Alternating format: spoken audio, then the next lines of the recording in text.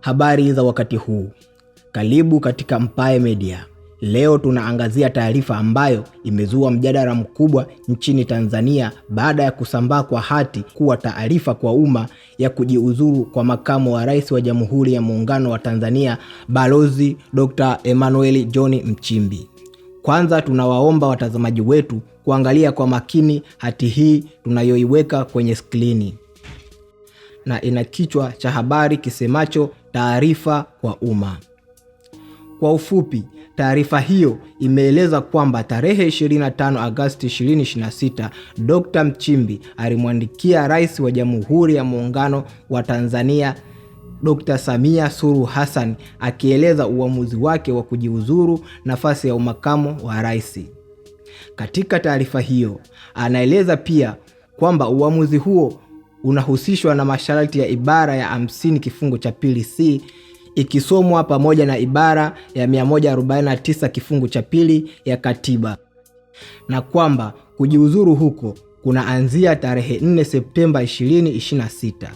Pia katika ujumbe huo, Dr. Nchimbi anamshukuru Rais, Chama cha Mapinduzi na Watanzania kwa ushirikiano alioupata wakati akiwa katika utumishi wa umma.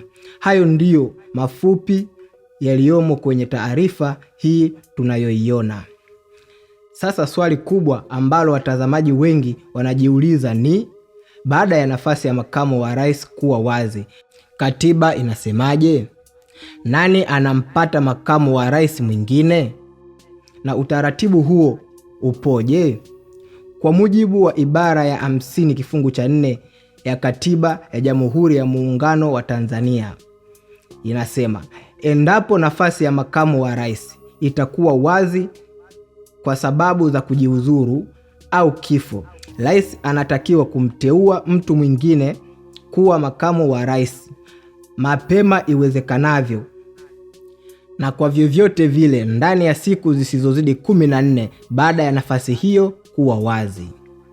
Lakini uteuzi wa rais hauishii hapo. Mtu huyo anatakiwa kuthibitishwa na bunge kwa kura ya wabunge walio wengi. Baada ya kuthibitishwa na bunge, ndipo makamu wa rais huyo mpya ataweza kuapa na kushika rasmi madaraka yake kwa mujibu wa utaratibu wa katiba. Kwa hiyo, kama kujiuzuru huku kutaanza rasmi tarehe 4 Septemba 2026, hapo ndipo tunapoingia kwenye hatua muhimu ya kikatiba ya kujaza nafasi hiyo. Na hapo ndipo swali lingine linakuja, rais anamteua nani? Hilo ni jambo la mamlaka na mchakato wa kikatiba. Mpae Media itaendelea kufuatilia hatua zote zitakazochukuliwa na serikali, rais na bunge kuhusu suala hilo. Na kwa wewe mtazamaji, tungependa kujua maoni yako. Unaona ni jambo gani muhimu zaidi kuzingatiwa katika kumpata makamu wa rais mpya? Andika maoni yako kwenye sehemu ya comment. Usisahau kusubscribe Mpae Media, kuwasha kengele ya taarifa na kushare video hii ili watu wengi wapate habari iliyoelezwa kwa kuzingatia katiba. Ni mimi Presenter Anzu kutoka Mpae Media.